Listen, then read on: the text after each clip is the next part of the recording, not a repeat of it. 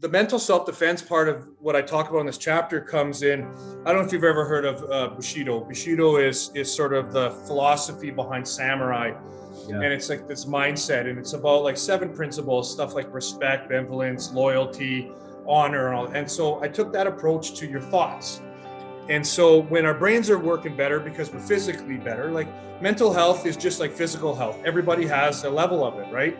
You can improve your level of physical health just like you can improve your level of mental health. If you have poor physical health, you get sick, you get illness. You have poor mental health, you get sick, you get illness, same sort of thing.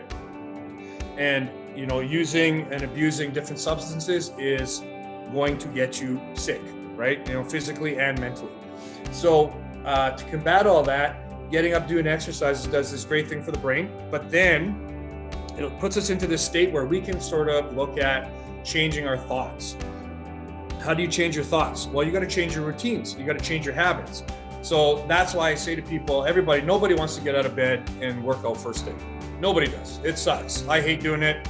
But once you do it, you feel amazing. You're jacked up for the day. You feel like you could fight an army, you could, you know, run faster than a cheetah, and you could write a book, whatever, you could do whatever you want to do. And so when you're in that state is when we can start to rewire our brains and look at our thoughts and start to go like, hey, it's okay that I'm thinking these thoughts, I'm going to honor this thought.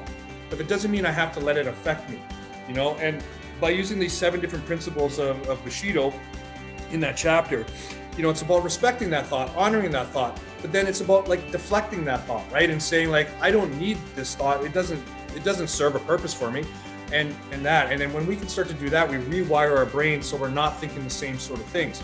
And that is where it gets real cool, because you start to feel that power that comes from the body and the mind and the symbiotic relationship between the two.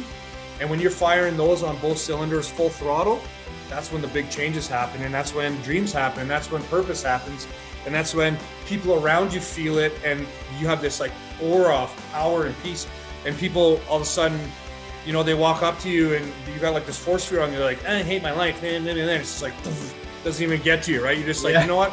I'm having an amazing day. How about I get you a coffee? And all of a sudden they're like, oh, I like coffee. And then they switch because you switched, right? And whereas before you might have been like, yeah, let's sit over here and have a pity party and talk about how much life sucks. Whereas that shit doesn't even get to me anymore, right? Because I have this just like around me, you know, and don't get me wrong, of course I have my moments, I have my days, it's tough and whatever, but exercise, physical is great, but exercising your mind by learning new things, painting, being creative, writing, learning a new language, trying things you've never done before, whatever it is, cooking, I don't care.